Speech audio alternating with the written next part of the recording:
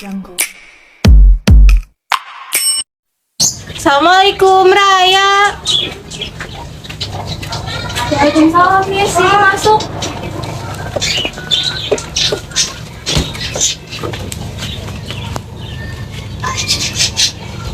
Ada Mela, hai Mela. Hai, ada Dinsa aja.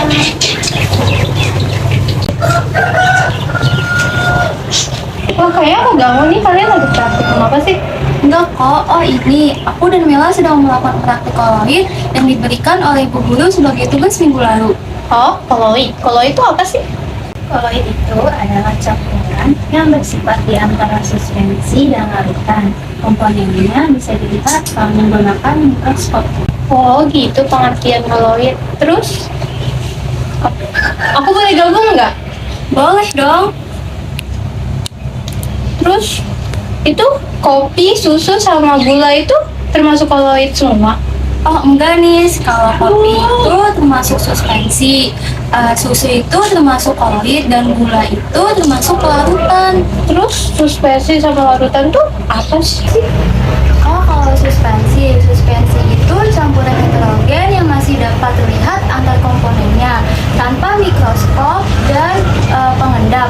Lalu kalau misalkan larutan itu adalah salah satu jenis homogen yang terdiri atas pelarut dan zat terlarut. Nah, di sini kita akan membedakan larutan, koloid, dan juga suspensi.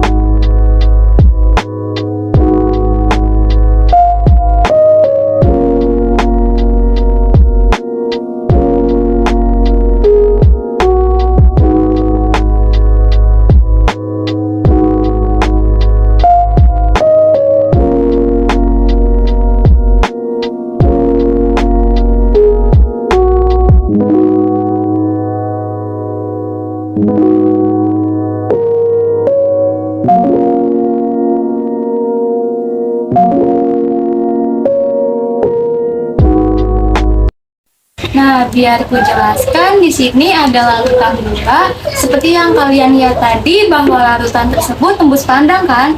Hal ini berkaitan dengan sifat yang ku jelaskan, yaitu larutan bersifat transparan dan dapat ditembus cahaya. Lalu yang kedua, ketika gula dilarutkan dengan air, maka larutan tersebut sudah tidak bisa dipisahkan lagi. Hal ini juga berkaitan dengan sifat yang ku sebutkan tadi, bahwa larutan yang sudah dicampur tidak dapat dipisahkan lagi.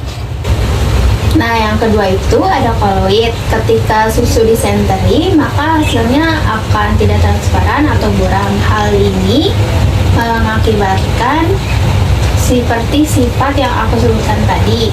Nah, lalu yang terakhir ada kopi. Kopi ini kalau disenterin, maka ada cahayanya namun tidak dihamburkan. Hal ini membuktikan bahwa kopi itu termasuk suspensi. Nah, sekian praktikum sekaligus penjelasan dari kami. Kimia menyenangkan bukan? Iya bener, menyenangkan.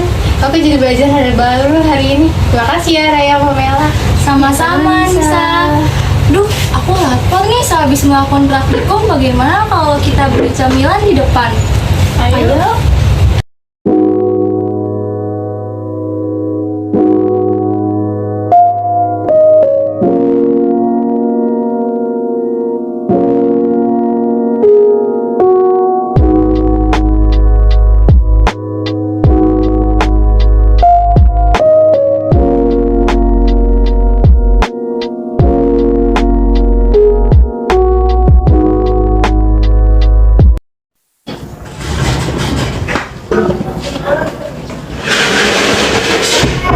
Assalamualaikum Ibai. Salam. Sebentar. Wih, Surya. Ibai. Masuk, Sur. Yuk, makasih. Duduk dulu, Sur. Gua ambil minum ya. Nggak usah, aku puasa. Ini seriusan? Serius. Oh, iya, udah sebentar ya.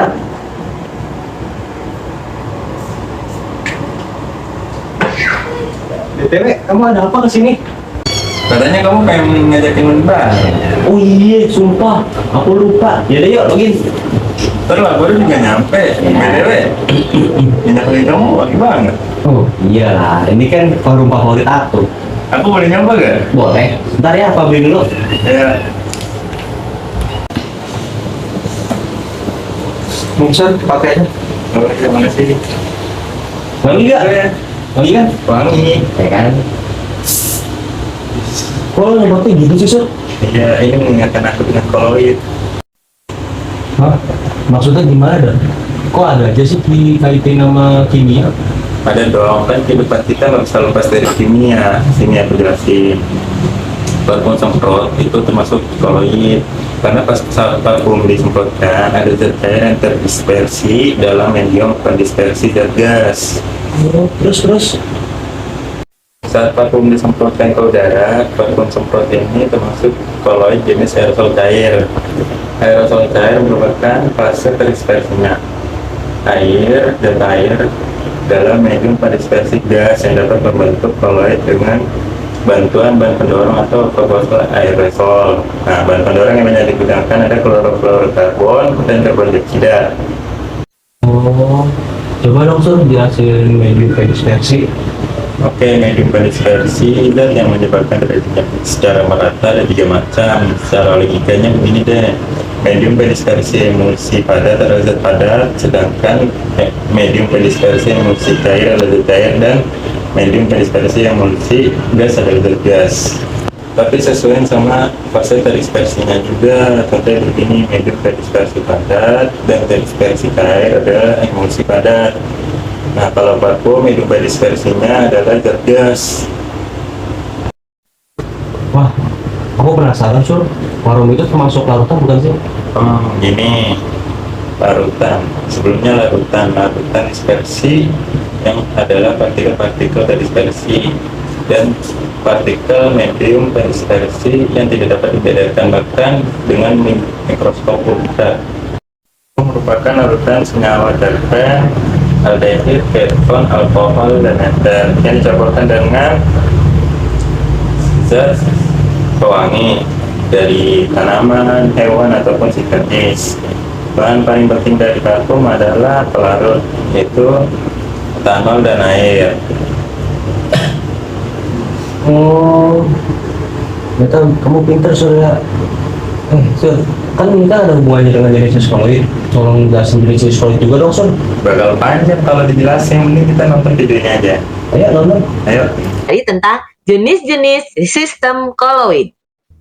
Jenis koloid ada 8. Yang pertama adalah sol padat, kedua emulsi padat, ketiga buih padat, keempat sol, yang kelima emulsi, yang keenam buih, yang ketujuh aerosol padat, dan yang terakhir adalah aerosol cair.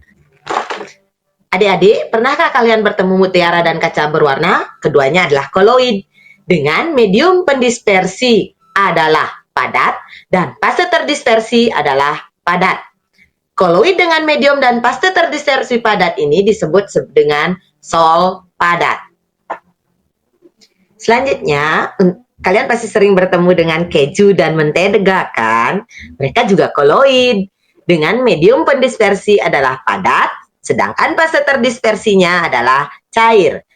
Koloid seperti ini disebut sebagai emulsi padat.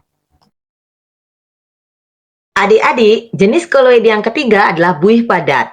Kalian sering makan kerupuk kan? Dan juga kalian pasti pernah bertemu dengan batu apung. Mereka adalah contoh dari buih padat dengan medium pendispersi padat dan fase terdispersi adalah gas. Jenis koloid yang keempat adalah sol. Kalian pasti pernah bertemu dengan cat kan? Atau makan puding. Nah, mereka adalah contoh sol dengan medium pendispersi adalah cair dan fase terdispersi adalah padat. Kalian pasti pernah minum susu kan? Dan pasti pernah bertemu dengan santan. Susu dan santan memiliki medium pendispersi cair dan fase terdispersi juga cair. Koloid seperti itu disebut dengan emulsi. Adik-adik, jenis koloid yang keenam adalah buih. Contoh dari buih adalah krim dan buih sabun. Buih, medium pendispersinya adalah cair, dengan fase terdispersi adalah gas. Jenis koloid selanjutnya adalah aerosol padat. Kalian sering pasti bertemu dengan asap di jalan raya kan? Atau debu, salah satunya dari debu vulkanik. Medium pendispersinya adalah gas, dengan fase terdispersi adalah padat. Jenis koloid yang terakhir adalah aerosol cair. Apakah kalian pernah terjebak dalam kabut atau melihat awan yang berarak di langit? Nah, medium pendispersinya adalah gas, dengan fase terdispersi adalah cair. Demikianlah jenis-jenis koloid. Sekarang silahkan kalian buat rangkuman tentang jenis koloid. Selanjutnya, kita saksikan video berikut untuk menjawab tugas akhir dari materi ini. Es krim dari susu dan krim, aku ingin makan. Adik-adik, es krim juga termasuk koloid. Setelah kalian mempelajari semua jenis koloid yang tadi, coba sekarang kalian secara mandiri menentukan apa es krim itu termasuk jenis koloid yang mana. Gua aku jadi inget lagi. Sama nih, aku juga jadi lumayan paham. Gak kerasa ya, dari awalnya kita pengen main game malah jadi bahas kimia. Lumayan lah, jadi paham. Oh iya, jadi nggak main gamenya? Jadilah. Ayo gas, login. Terus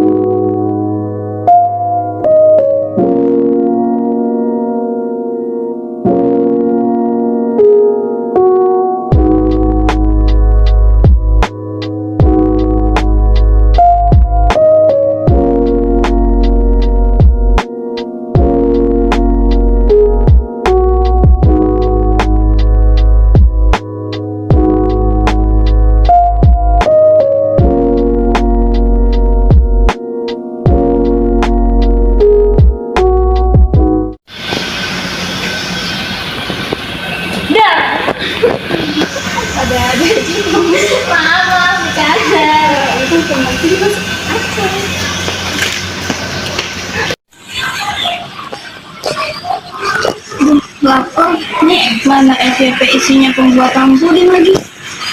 Sama deh, aku juga lapar. Kamu lagi ngasih aku itu?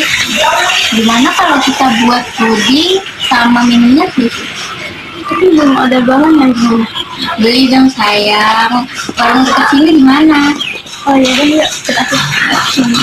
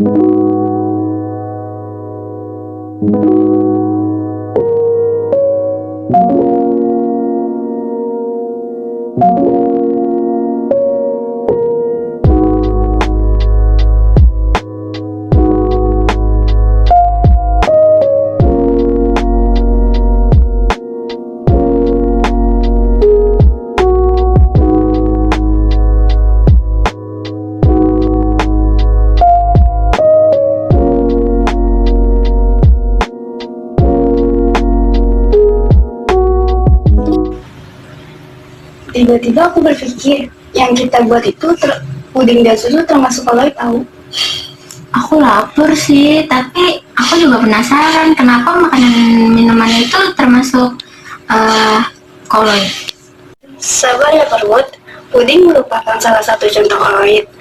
Puding merupakan koloid jenis emulsi padat, di mana fase dispersinya adalah cair dan fase pendispersinya adalah padat. Gelatin yang tergantung pada puding merupakan emulgator yang berfungsi sebagai pengemulsi dan pengikat air. Iya, pasti proses pembuatan puding itu termasuk proses pembuatan kondensasi, bukan? Wah, benar banget. Coba jelasin tentang kondensasi. Dengan cara kondensasi, partikel-partikel fase terdispersi dalam larutan sejati yang berupa molekul atom atau ion berubah menjadi partikel berukuran koloid.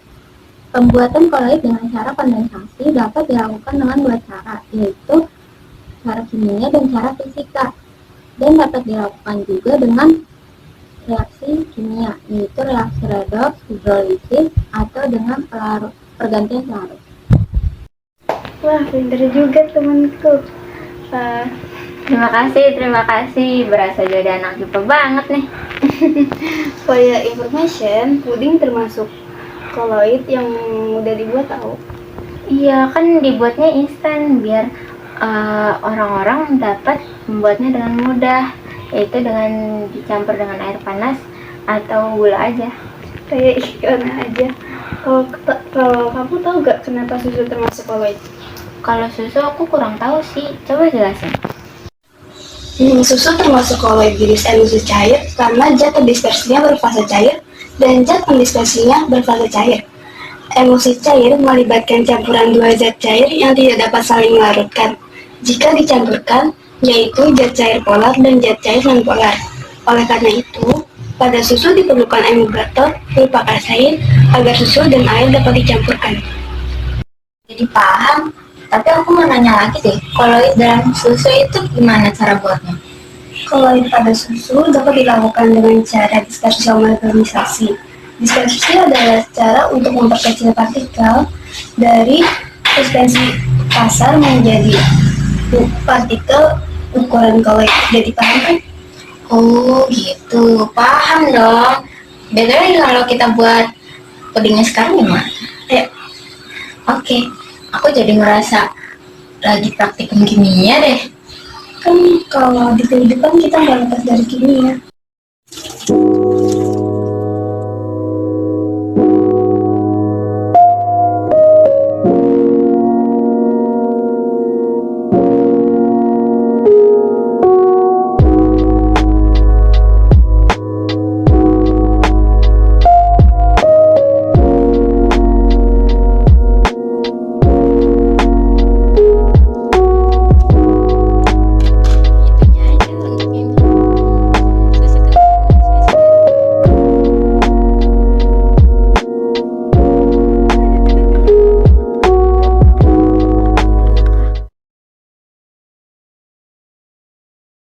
Assalamualaikum, Surya. Waalaikumsalam. Nggak bisa, Pak. Kenapa? Aku banyak tugas kimia aku tentang jenis koloid belum selesai. Ah, di sekolah. Mau aku bantuin nggak? Boleh. Ayo.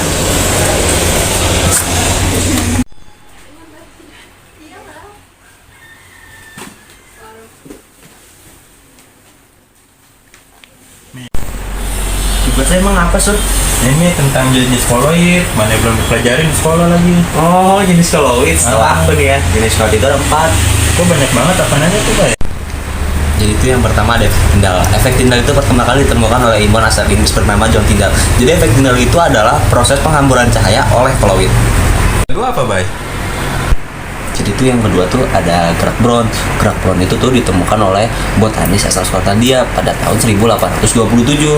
Nah, terus itu tuh botanis ini nih dia mengamati melalui mikroskopis dan menyatakan bahwa gerakan partikel-partikel koloid itu bergerak secara acak dan melalui jalur zigzag dengan melalui pendispersi.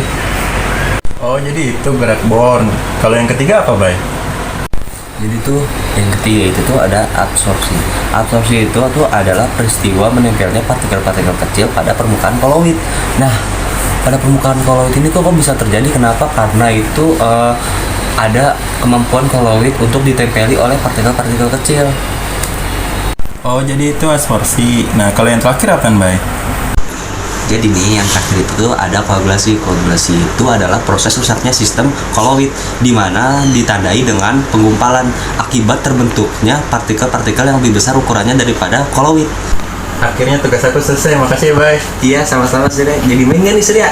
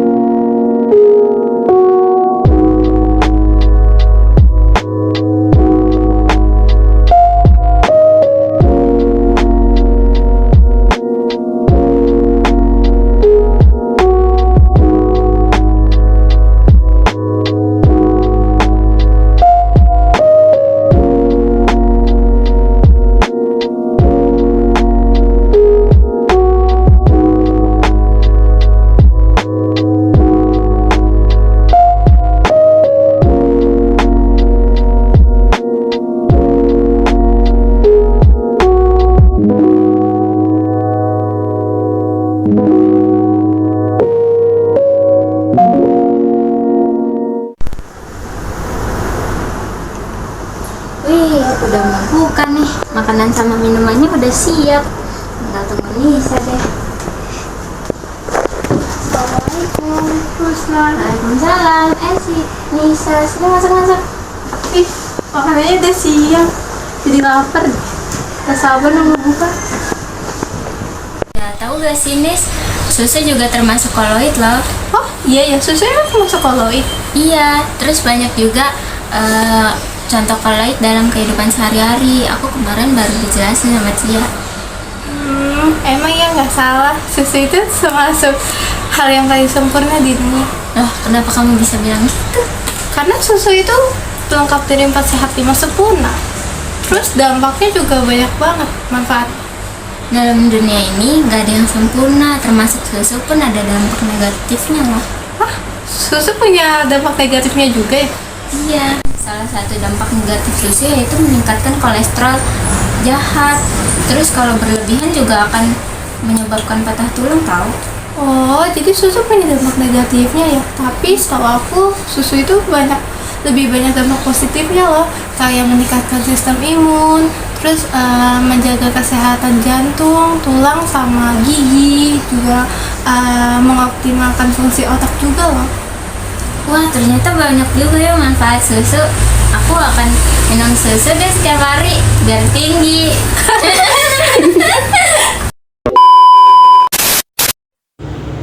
Hah? Maksudnya gimana?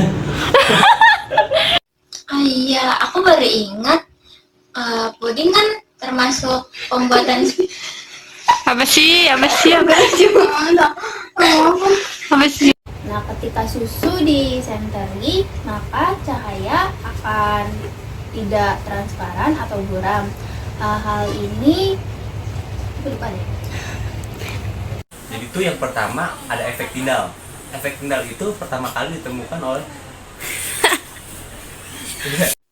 dengan cara kondensasi, cara oh iya, pasti puding termasuk pembuatan koloid bukan? Benar banget. Puding dilakukan dengan cara kondensasi.